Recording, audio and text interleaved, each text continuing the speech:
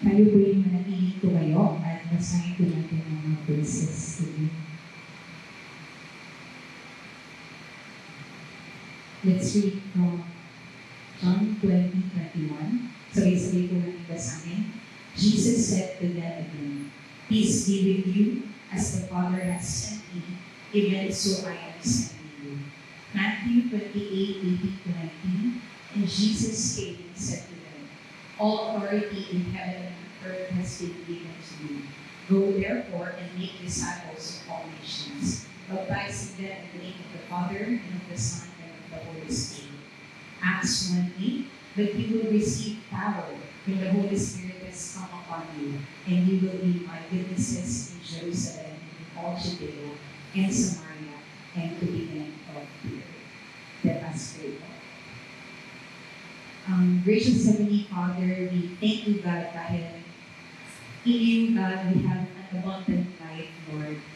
A life with you, Lord God, ay hindi namin mako-compare, God, sa mundong ito, God. Kaya nagpapasalamat kami dahil meron kami kayo, Panginoon, na patuloy na nagbibigay sa amin ng tunay na kagalakan, Lord, na patuloy na provide Panginoon sa aming pang-araw-araw na buhay.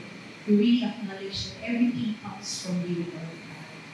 And I pray, Lord, na sa araw na ito, Lord, ay sa oras na ito, God, ay patuloy mo po kami bigyan ng teachable hearts, Lord, na patuloy po nakikinig ang Panginoon sa iyo, sa mga salita mo binasa namin kanina, Lord.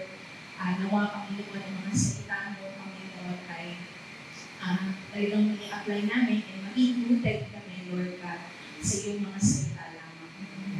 Salamat po, Panginoon, sa oras namin ngayon, Lord, at tinukulit po namin, Panginoon, itong oras na ito, Lord, because it's your day, God, it's the Lord's day, and we celebrate, God, your goodness and your faithfulness to us. Thank you, in Jesus' name we pray. Amen. Hindi na po tayo nakaupo. Ayan. So, isang pagpalang umaga po sa inyong lahat. And ako po ay nakatayo po dito sa inyong harapan. Dahil ako po talaga sa grasya ng Panginoon. At ako po ay naatasan ng ating mga pastors na magdala po sa inyo ng word ni God. So, yan. Dahil sila po ngayon ay nasa Brave-Hearted, so bago po ang lahat, salamat din po pala sa mga prayers nyo sa 47th National Convention. Pwede po natin palakapan ng Panginoon. Alam po natin na ang Panginoon po ang nagtaas sa pagkakataon yun. And sabi nga po kanina, before, during, and after convention, na hindi po natatapos yung ating prayers para sa convention. Dahil patuloy po natin ipag-pray na talagang ma-promote po yung ating halo, yung vision and mission po talaga ng CPTP. Yung kumatali po ako doon, mas na-appreciate ko po. Alam ko naman po yung history ng CPTP, pero nung si Bishop Bert po yung nagsalita, mas na-appreciate ko po na grabe pala yung pinanggalingan po ng Christ to the Philippines. And nagkaroon po ko ng desire din to listen dito sa mga elders po natin na saan ba talaga yung galing ang Christ, even Christ to the Philippines. So, ayun po. Ngayon naman po ay simula po nung Friday, Saturday, Sunday po ay nasa Brave-Hearted po sila. Dito lang po sa Mayas Nest, dito po sa Malaya. Yan. Pagka doon po sa may kanto, mas papasok lang po kayo ng konti doon. Andun po yung mga kalalakinan po natin together with our partners po sa Living Waters. So, meron po itong 53 men of God. 29 po yung from CPP ng Fernand. Kaya mapapansin niyo po yung ilang mga tatay po natin at ilang kabataan po natin ay wala dito dahil ano po sila sa Brave-Hearted. So 29 po sila, 4 po na taga-Bulihan Church at meron din pong 8 galing sa Ifugao. Yan. So napakalayo po ng kanilang pinanggalingan. So again, meron po tayo 15 men of God na patuloy na nagdadaos po ng kanilang Brave-Hearted hanggang 4 p.m. po mamayang hapon. So let's continue po to pray for them. Yan. So dito po we have a series of vulnerability. Yan. So series po, ilang weeks na po natin ngayong May. Ang ilang weeks na po natin. Ang haba po ng May, no? So pang 5th week na po natin. And hindi lang po siya basta series ng vulnerability natin kasi since this year po, di ba, we started yung ating vulnerability na series. But hindi lang po ito kagaya ng, di ba kapag sino po dito nanonood ng Korean series? Korean episodes. Sino po yung nanonood dito? Umami na po kayo. Sino po, pakitaas sa kamay ang nanonood ng Korean series? Ayan. So, di ba, kapag for mga series, talagang inaabangan po natin yung kasunod. Ayan. So, sa ating vulnerability series po ay inaabangan din natin ano yung magiging preaching, no? Every Sunday. But as disciples of God, hindi lang natin inaabangan, but ina-apply po natin ang tinatawag nating vulnerability or openness. Amen po ba? Amen po ba? Amen. So, kamusta po kayo nitong mga nakaraan? Paano po tayo nagiging bukas una sa Panginoon? At pangalawa po sa mga tao na kakasalamuhan natin. Paano tayo nagiging open sa ating pamilya? Paano po tayo nagiging open sa ating day group? And even sa ating trabaho, sa ating business, paano po tayo nagiging open? No? So, last time po ay diniscuss po natin, next slide po, diniscuss po natin yung mutually open hearts from 2 Corinthians 6:11 to 13. A vulnerable heart between disciple, and community. Yan. So, dito tinatawag po natin yung ating vertical relationship with God. Sabi ko dito, you can only open your heart to others only if you open your heart to God. Lagi po una sa lahat ang pagbubukas ng ating puso sa ating Panginoon. So, pangalawa po, you cannot have open, loving relationships in the church if you are yoked to ungodly affections and if you are clinging to the world. So, hindi po tayo talagang magiging focus sa Panginoon if yung hearts po natin are divided. Yan. Kapag sinabi po natin divided, meron tayong ibang may mga idols tayo, may mga habits tayo, may mga attitudes tayo na hindi align sa Panginoon. And we concluded doon po sa teaching nito that to open your heart wide to God's people requires coming out of selfishness, pride, and petty arguments that hit and close. So, ang ibig sabihin po nung to open your heart wide, it means, ito po, yung kabaliktaran po ng selfishness, pride, kabaliktaran po niya ay magkaroon po tayo ng loving, understanding, and forgiving, at caring na pagmamahal po towards the others. Sabi ko po dito, being vulnerable means hindi lang natin sinisik ang isang bagay para sa ating sarili namang nakapakanan, but being vulnerable, it means we are willing to serve others even at the personal cost. So, kaya po mahirap po sa atin maging vulnerable dahil we are not used to it. Meron po bang isang tao na talagang open po siya sa lahat ng bagay? Di ba hindi po? No?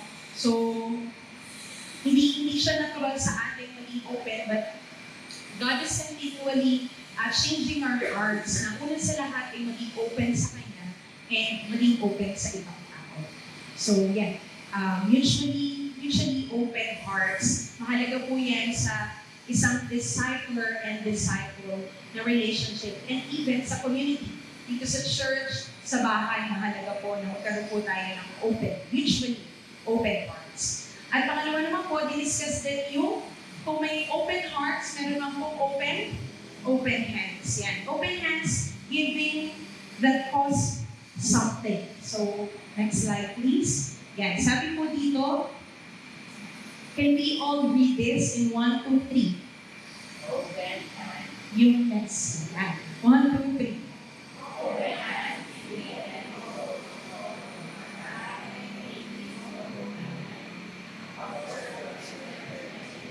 Kumain na po ba kayo ng agahan? Tapos kinakabahan po ako sa inyong pagbabasa. So, open hands. Ganun nga po kayo. Yan, dalawang hands. Yan. So, kapag sinabi natin open hands, hindi po ganito. Ano po? Pag sinabi natin open hands, no, ay we are letting go of control, of pride. We are letting go of ourselves. Yan. At ang focus niya ay si Jesus lamang. So it's a posture of surrender and a posture of generosity. Kamusta po nitong mga nakaraan? Do you have the posture of surrender to God? Do you have the posture of generosity to God and to others? So una, usually open hearts. Pangalawa ay open hands giving that costs something. And pangatlo po is open lives. Gospel and life given together. So, pakibasa nga po ulit. Next slide, please. Yan. Pakibasa nga po. 1, 2, 3, go. Yan.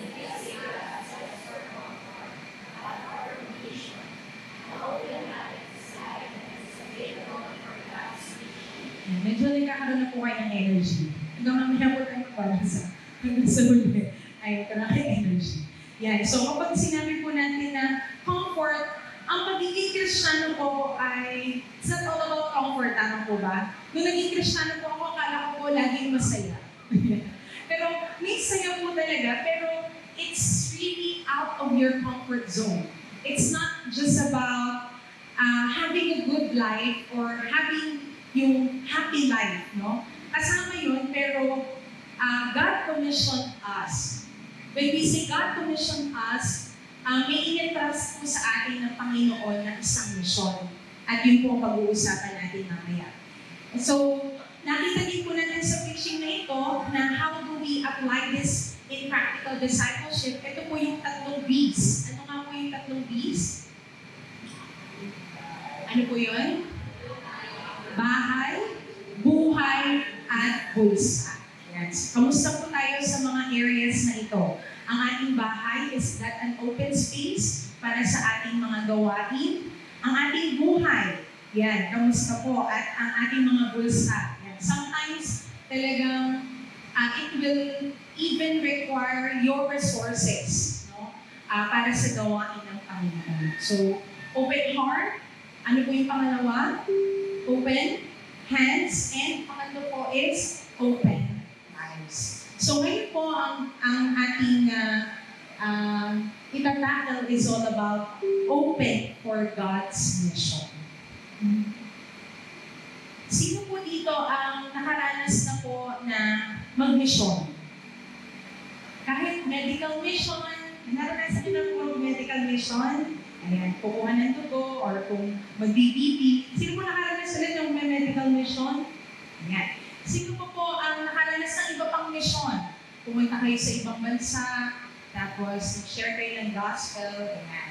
Or even dito sa Philippines, di ba po, we also do mission. But mission is not just an event in our lives. Ang mission po is yung araw-araw nating pamumuhay.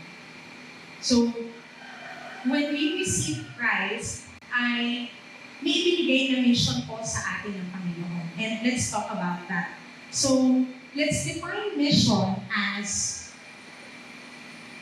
mission is authorized by the Father. Pangalawa, mission is commissioned by the Son, and mission is empowered by the Spirit. So all in all po, ito po ay mission rooted in the Trinity. The Father, the Son, and the Spirit. So, let's discuss first yung mission is authorized by the Father. I will show you a picture po na nagpapakita na yan. Sino po siya? Meron po tayong pogging security guard. Yan. Pogging security guard po dito. At siya po ay nasa isang high sa Kanya everyday. Yung iba po ay persuasive na makapasok sila. Yung iba naman po ay talagang nakadress up sila ng formal para sila ay hayaang makapasok. And some claim na they belong to that high security company. But ito pong poging security nito stops them all. Kahit naka-wear sila ng formal, kahit they claim na taga doon sila. Bakit po? Because He is looking for one specific thing. He is looking for, ano pong usually kailangan kapag ka nasa isang high security company ka? Yan. He is looking for an ID. Yan. Carrying the owner's signature and authorization. Siyempre, sabi ko nga po, it's a high security company, kaya hindi ka basta-basta makakapasok. So only the person with that explicit approval can walk in and legally represent the company. So let's look at it sa ating Christianity. Throughout history, many religious figures, mga philosophers, kung kayo po ay college, di ba meron kayong subject na understanding the self. Yan. Many philosophers and leaders have stepped onto the world stage, claiming to speak for God. So, they're claiming that sila yung way para makapasok sa ating Panginoon. But, next slide please. But, did Jesus just push the gate on His own initiative? Yan, may mga questions po ako dito. Was Jesus' mission self-appointed? Did Christ come on His own initiative? Kagustuhan lang po ba ni Jesus na pumunta po siya dito sa mundo para gawin ang mission? Did Jesus wake up one day and decide to start a movement on His own way? So, sarili lang po ba niyang kagustuhan na motivated ako this day and ngayong araw na to, I will start the mission. But it is written on John 7:28, I have not come on my own initiative, but He who sent me is true. Napaka-linaw po ng salita ng Panginoon mo na I have not come on my own initiative, but He who sent me, who is the Father, is true. So, next slide. Yeah. Authorized by the Father. Kanina po binasa natin yung John 20:21. Jesus said to them again, Peace be with you, as the Father has sent me, even so I am sending you. So it is clear on this passage that Jesus was authorized by the Father Himself. It is not His own initiative. Hindi po ito sarili niya lang kagustuhan, but He was sent by the Father Himself.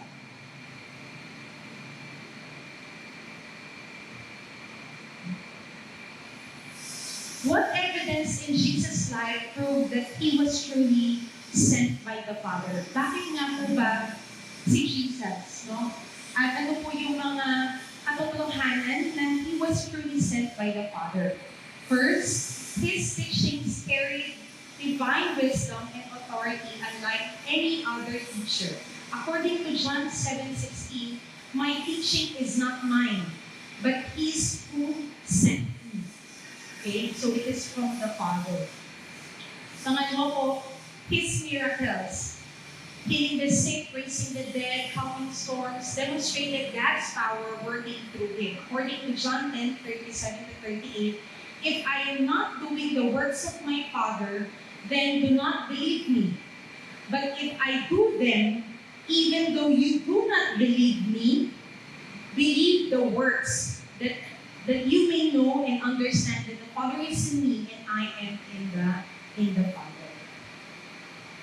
His perfect obedience to the Father showed that He came to accomplish God's will, not His own. Sabi po sa John 6:38, For I have come down from heaven not to do my own will, but the will of Him who sent me. Yan. At yung obedience niya po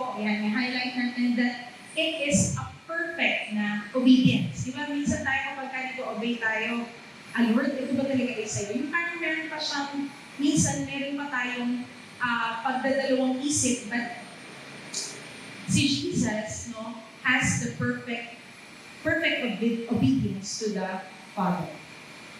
And another evidence is the fulfillment of the Old Testament prophecies confirmed that He was the promised Messiah sent by God. And most importantly, His resurrection from the dead became the greatest proof that the Father truly sent and approved Him. According to Romans 1:4, was declared to be the Son of God in power according to the Spirit of holiness by His resurrection from the dead, Jesus Christ our Lord. So, ito pong mga nabanggit na to is the evidence in Jesus' life na talagang siya po ay sent by the Father.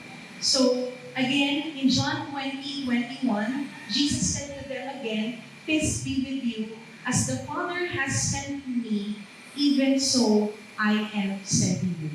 What principle can we get from this verse? That God entrusts His people with authority and purpose to carry out His work. Just as the Father sent Jesus, believers are also called to go into the world and represent Him faithfully. Sabi po sa John 20:21, "As the Father has sent me," sabi po ay si Jesus Christ, "even so I am sending you." So, katulad ng sinabi ko po kanina, sometimes we doubt ourselves. Am I really for this mission sa Panginoon? But it is really clear that He has given us the authority and the purpose to carry out yung mission ng Panginoon.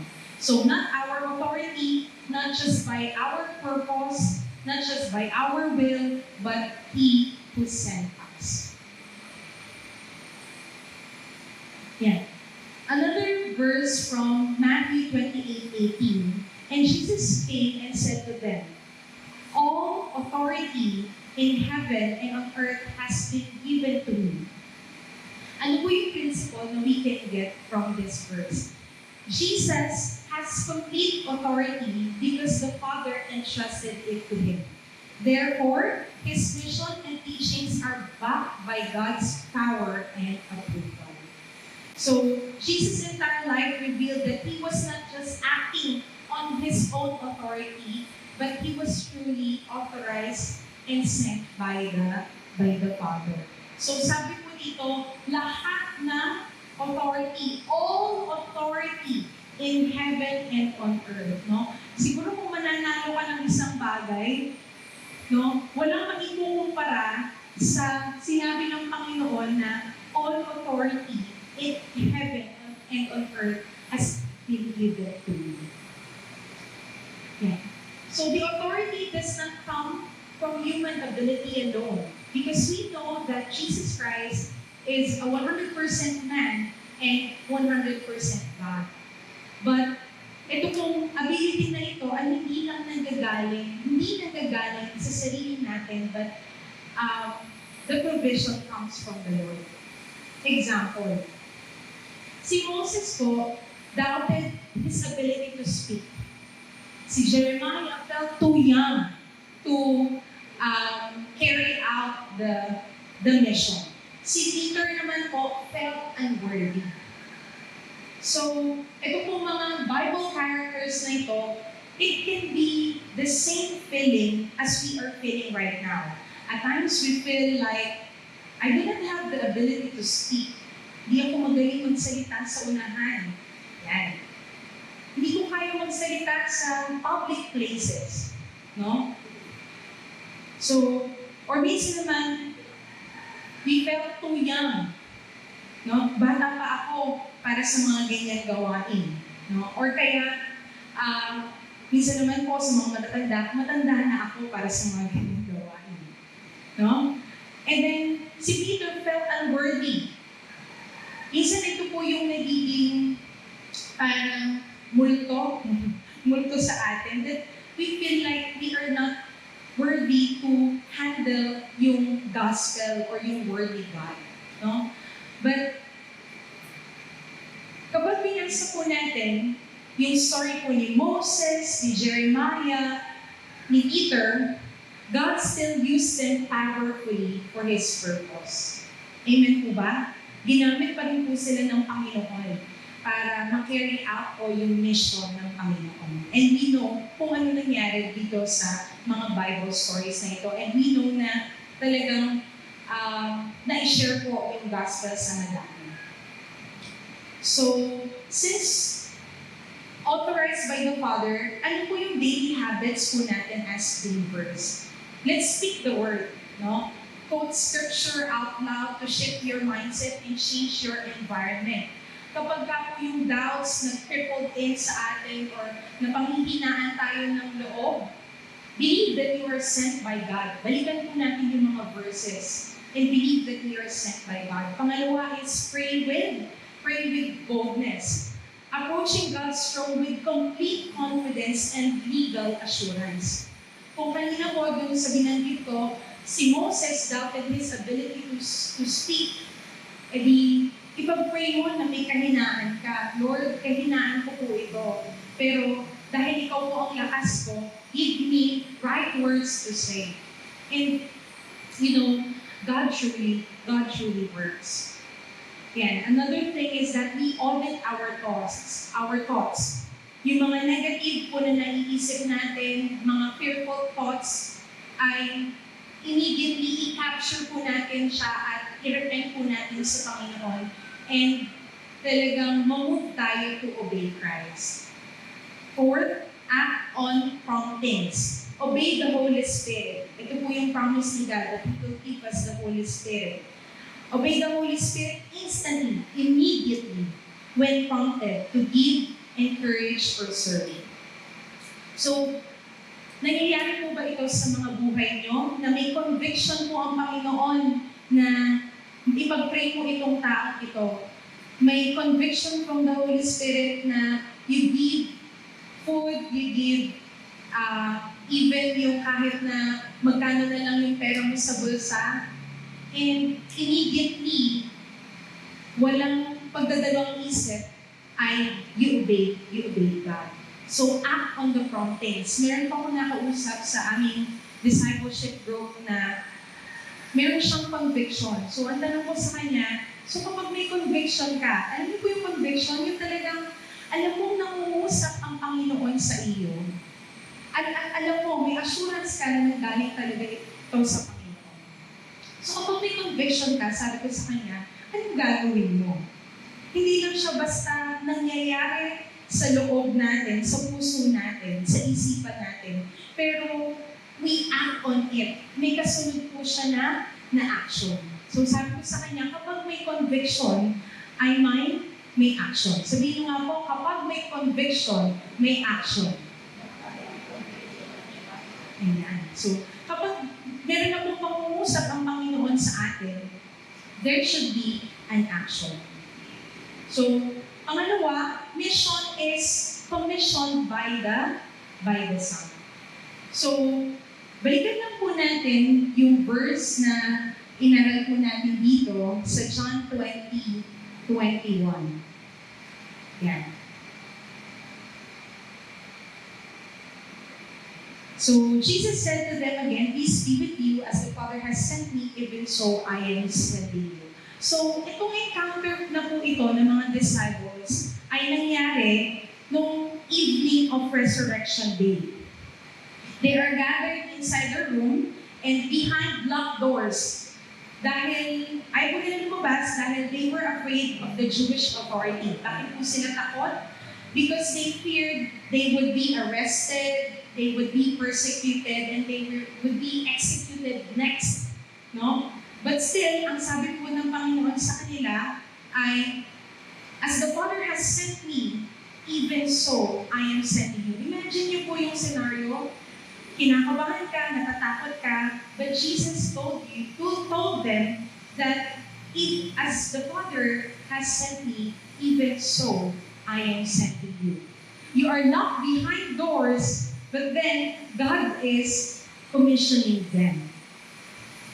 The principle that we can get from this verse is Jesus was officially commissioning them as his legal representatives. Just as God the Father has sent Jesus with full divine authority, Jesus was now passing the exact same authority to them to launch the church and spread the gospel to the world.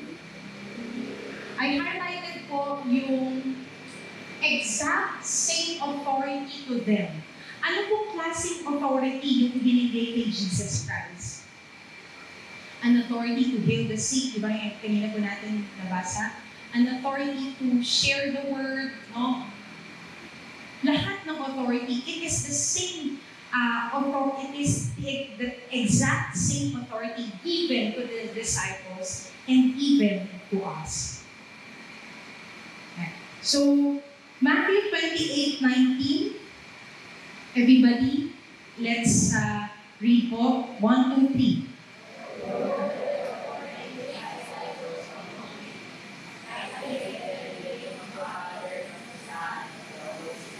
Yeah. Sige po. Parang tulog pa rin po kayo. Yeah. So, authorized by the Father and now commissioned by the Son. So, yan ang ating Great Commission. Ano po yung daily habits for believers? Una is our daily submission to God. When you are sent by an authority, tayo nga po ay mga representatives by God. Kapag ikaw ay sent by authority, your personal status doesn't matter. The status of the one who sent you does. I remember po, meron kaming isang parang meeting po nung ako'y nasa corporate pa. Pero yung boss ko po ay, wala siya that time, parang meron siyang ibang pinintaan. Tapos, ako na lang po yung next na pwede pumunta dun sa meeting na yun. And ako po nun ay executive secretary nung aming boss. So, parang syempre pagka-executive secretary ka, julalay ka lang. Parang ang gawa ko po ay taga-order ako, yan.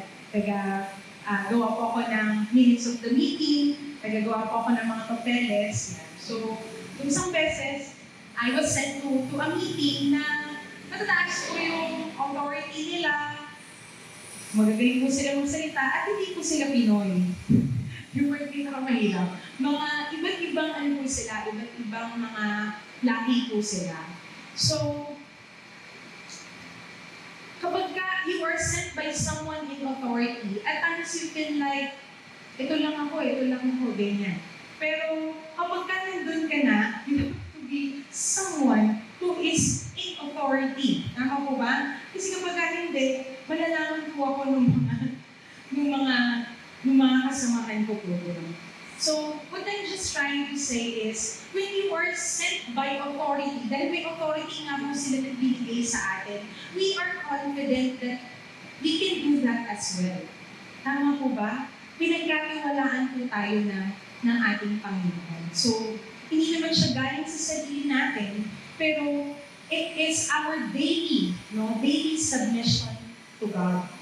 So, dahil yung fear, yung feeling of inadequacy, yun po ay mapaparalyze po tayo.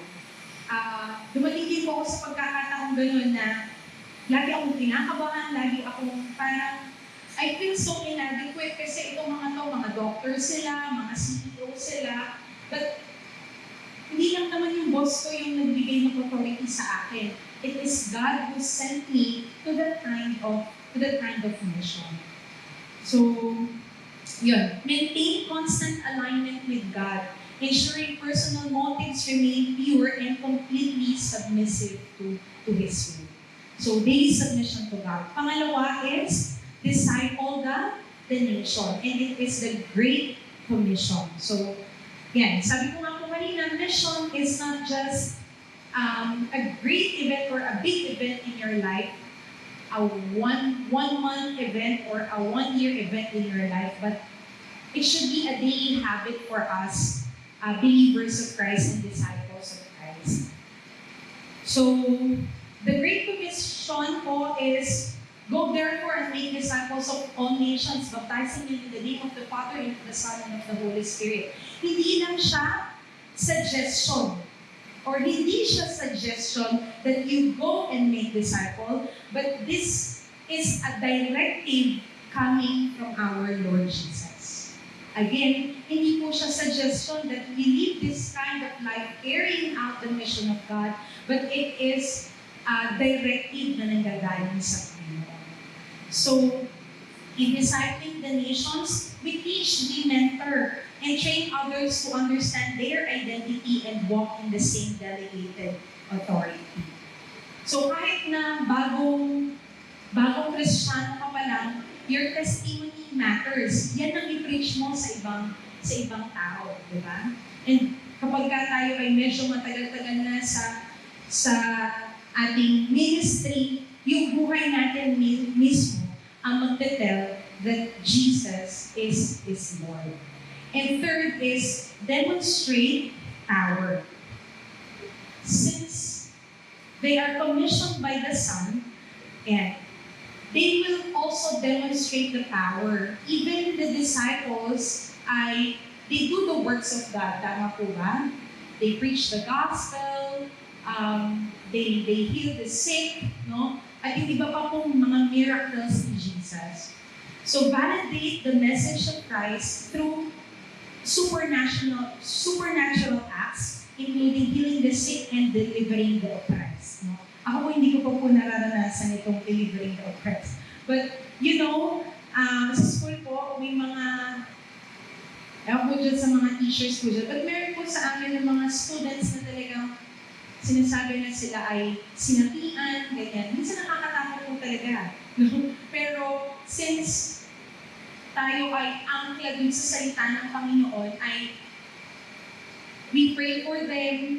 Talagang nilalagay po namin sila sa isang room, nasa war room po kami, at pinag-pray po namin yung mga batang gano'n. At nakakatuwa po kasi dinadala po sa amin yung mga ganong bata. Hindi po ako guidance counselor, ako po ay advisor lang, but tinatawag po talaga para maipag-pray po yung mga bata. We demonstrate yung power ni Jesus Christ. Wala naman po tayong wala naman tayong power na sarili natin, but it's only the power of Jesus Christ. It's only in the name of Jesus Christ. Yan. And lastly, mission is empowered by the Spirit. Next. In Acts 1:8, sabay-sabay po natin basahin, but you will receive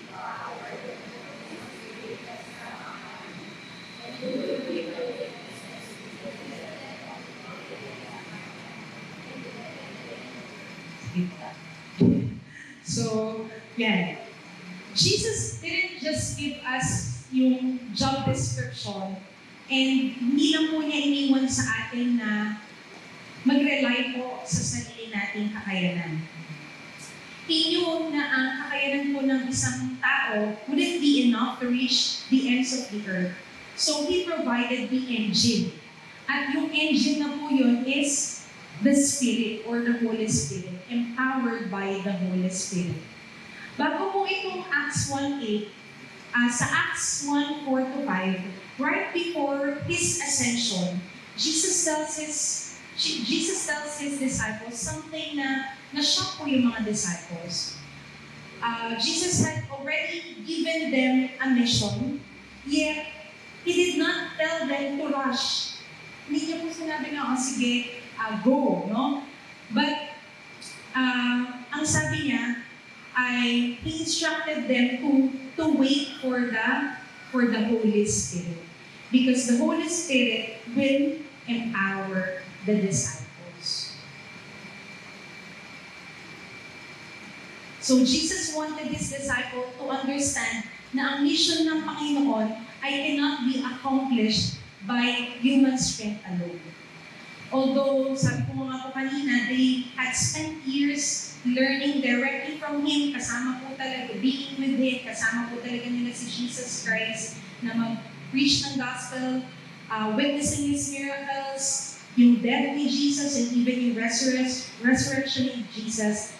but they still needed the power and the guidance of the Holy Spirit. So, ang waiting for God is not inactivity, but it is an act of trust, it is an act of dependence, and an act of obedience to God. So before they could go, they needed to be equipped by God. So may mga narinig din po ako, even I myself, I struggle din na ganito na I don't want to share the gospel. I don't want pa to share the gospel dahil hindi pa ako ganun ka-equip. No? But, ang word po ni God, sinasabi na it is the Holy Spirit na mag-i-empower po talaga sa atin. So, yan, sabi niya, but you will receive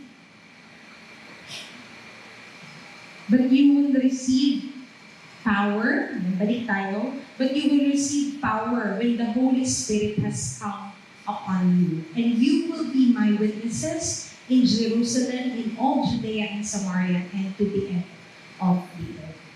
Nauuna yung PowerPoint ko sa akin. So, moving in our own strength under God's commission leads to burnout. But waiting for His timing brings breakthrough.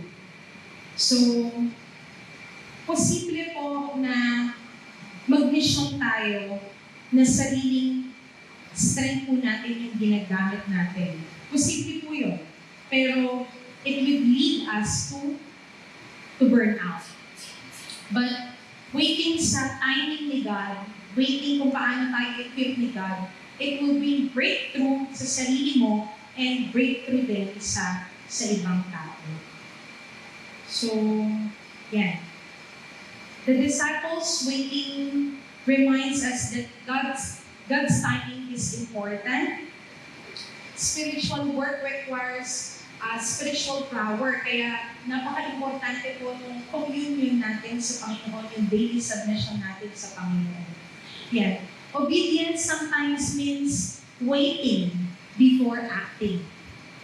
Okay? Hindi naman po agad-agad talaga tayo ay we will share, but we'll pray for it first.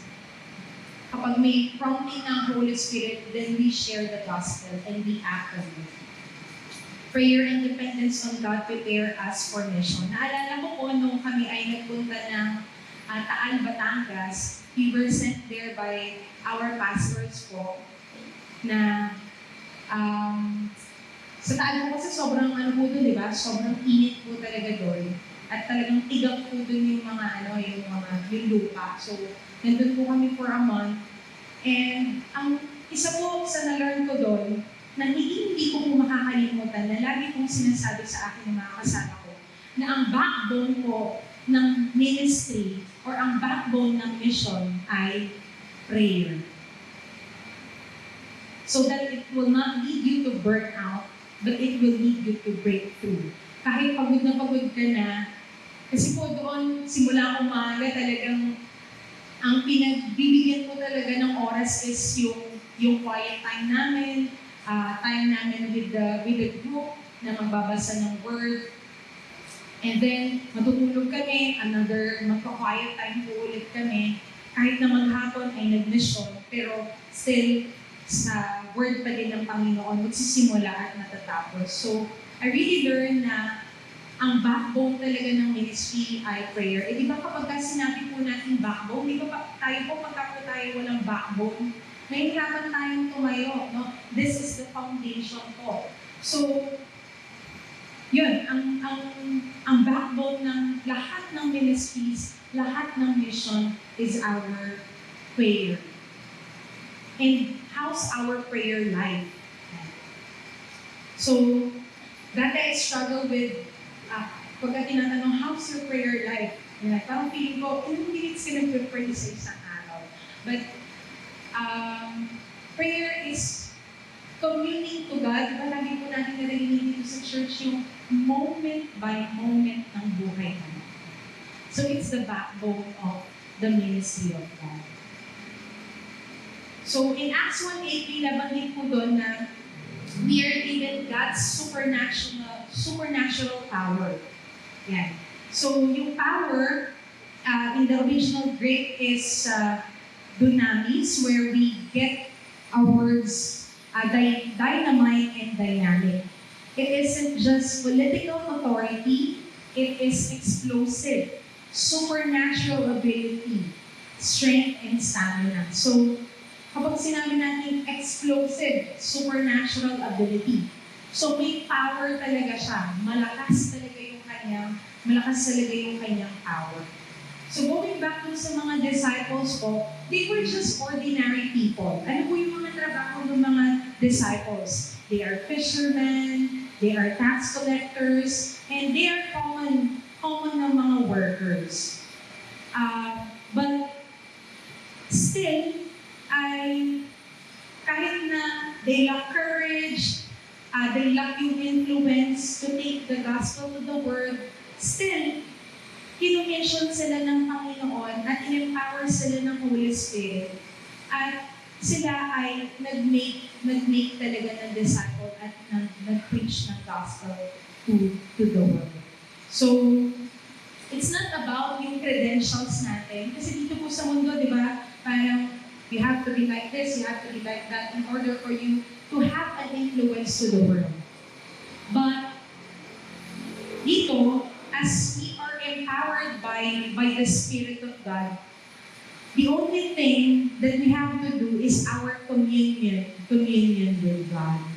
So, again, they are ordinary people, but they are empowered by the Spirit, kaya they were able to accomplish the works of the Lord. Katulad po ng isang bulb na ito, a light may be perfectly designed, but it cannot shine unless it is connected to the electricity or power. Hindi po siya mabubuhay kapag hindi natin siya sinaksak sa power. Likewise, the disciples had the message of God or had the message of Jesus, but they needed the dunamis or yung power of the Holy Spirit to carry out the mission effectively. So, katulad po ng isang bulb na ito, kailangan isaksak tayo dun sa tamang connection para magampanan natin yung ministry effectively sa ating Panginoon. So, Jesus says, "You will be my witnesses." Not just do witnessing. The Spirit changes our identity from scared, hiding places into bold, unstoppable representatives from God. So, binabago po ni God yung heart natin. Sa una talagang mahirap na ma-share yung gospel, but it's just a matter of being talaga or talagang dapat malinaw sa'yo yung gospel in order to be bold and to be unstoppable representatives of God. So, what are the daily habits of believers knowing that we are empowered by the Spirit? The Spirit doesn't just give us vague energy. He gives us a clear map. So, hindi na po niya tayo binigyan ng lakas, no? Or mababaw na lakas, but tinuro po niya sa atin kung paano po tayo at ano po yung gagawin natin dun sa na-receive natin ng Holy Spirit. So, He gives a clear map. Sabi po doon na, and you will be my witnesses in Jerusalem, in all Judea and Samaria, and to the ends of the earth. So, Jerusalem is one of your map na sino po ba itong Jerusalem natin? Ito po yung ating immediate surroundings. Our family, close friends, nag-Herland po, yan ang ating Jerusalem. Ang Judea at Samaria, expanding outward to the surrounding regions, including places and people that might be culturally uncomfortable or different. So ito po yung mga taong hindi pa talaga nakakakilala sa Panginoon, unheard pa yung gospel, yan. And even dito po sa Philippines, ito yung mga ethnic groups. And the ends of the earth. yung global vision, no boundary is too far for the Spirit's power. So, mission is authorized by the Father, commissioned by the Son, and empowered by the Spirit. It is a mission rooted in, ano lang po yun, palatas, commercial. Commercial lang po. Pampagising lang po. So, again, mission is authorized by the Father Himself, commissioned by the Son Himself, and empowered by the Holy Spirit. So again, this mission is rooted in the Trinity. So, sa ating po mga believers, there should be no doubt sa mission na in-entrust sa atin ng Panginoon. Dahil model na po ito mismo ni Jesus Christ, or model ito ng Trinity po sa atin. Na tayo ay binigyan ng authorization ng Panginoon, na tayo ay kinommission din po to make disciples of all nations. And how can we do that? We are empowered by the Holy Spirit. So magtatapos po ako sa isang storya ng writer po ng Amazing Grace. Kilala niyo po ba kung sino pong writer ng Amazing Grace? Ito po yung kanta ng Amazing Grace. Ayan, siya po yun. At siya po ay si John Newton. So, si John, kwento po sa inyo yung buhay po ni John Newton. So, si John Newton, he lived a rebellious life nung siya po ay kabataan. He worked as the captain of a slave ship and was deeply involved sa isang slave trade. So, noong panahon na po yun, ang slave trade po is a business of capturing, transporting, buying, and selling African people as property. Diba? Nakita po natin yan sa ating history. So, sinesell po nila ay mismong mga tao, and these are Africans. So, millions of Africans were forcibly taken from their homes, at sila po ay will be shipped across the Atlantic Ocean under brutal conditions and sold into slavery in the Americas and the Caribbean. So, yan po yung buhay ni John Newton. At again, captain po siya sa isang slave ship. So, he ignored God and cared mostly about money and success. One night, habang sila po ay nagsisail, nagkaroon po ng nakaranas po sila ng violent na storm, and muntik na pong mag-sunk yung kanilang ship. Sobrang takot na takot po si John Newton. And John cried out. At the very first time, John cried out for God's mercy, na sila ay makasurvive sa storm. At talagang tinatawag na po ang Panginoon dahil kailangan na, syempre natatakot siya sa kanyang buhay. And at that moment, ay na-experience niya po si God, at doon po nagsimula na nabago po yung kanyang puso.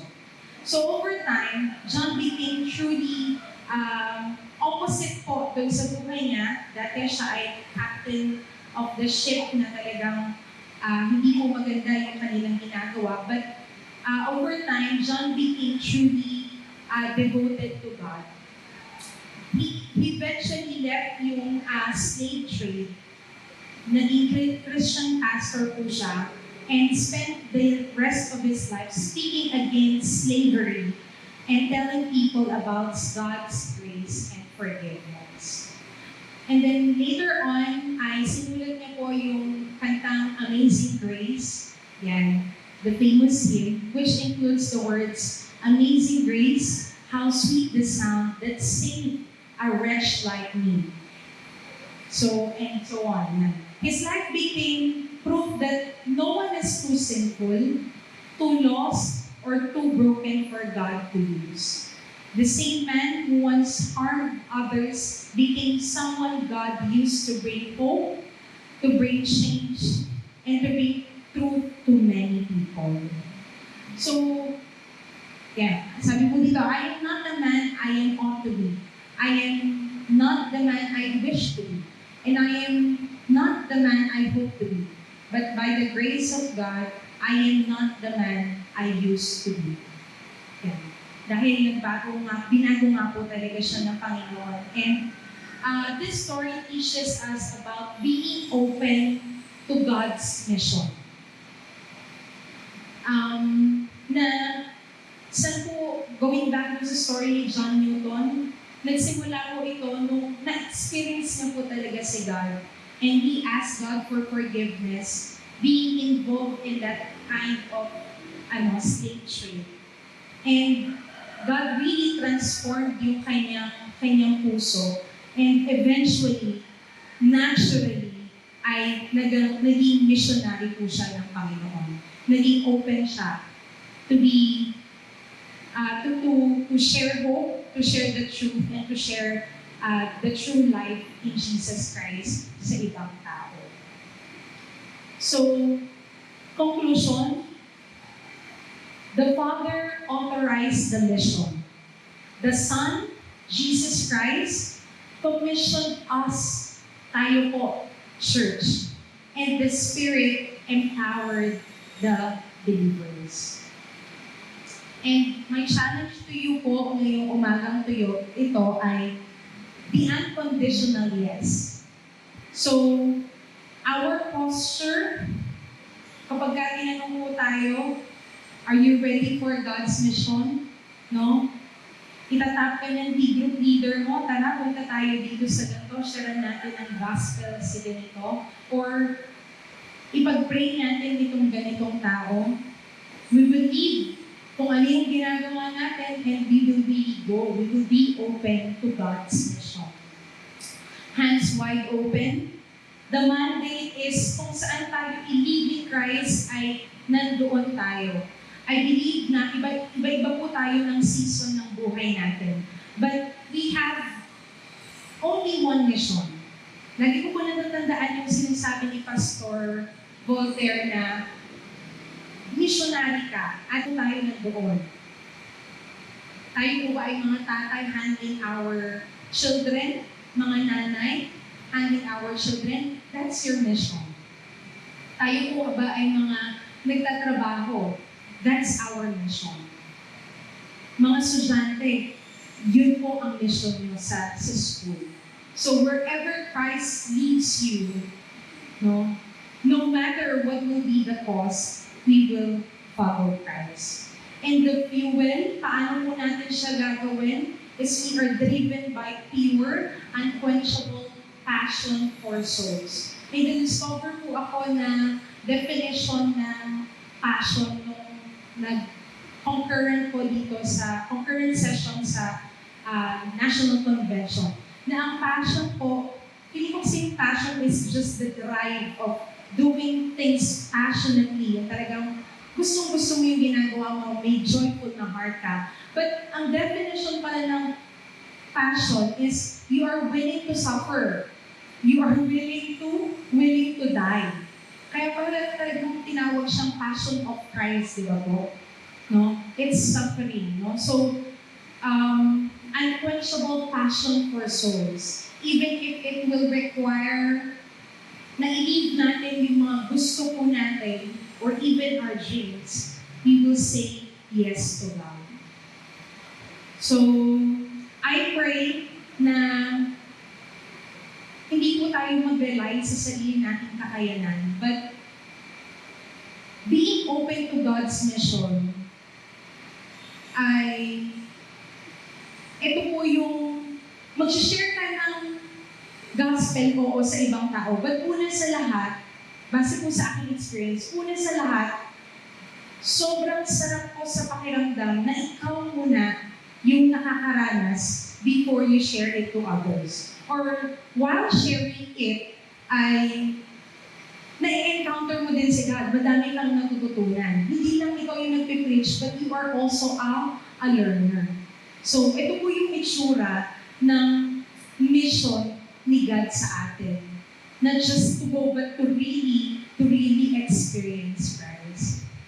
No? Sabi po sa ating mission, no? experience Christ, engage people, explore nations, and expand churches. So I pray that everyone will be empowered by the Holy Spirit. At kapag ka po may mga bagay na may nararamdaman tayo sa kalooban natin na we cannot do it, we just come to God na, Lord, ito po yung nararanasan ko, help me, but I desire to share it to others as well.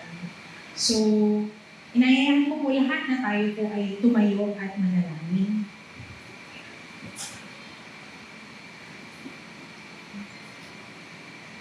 Let's pray.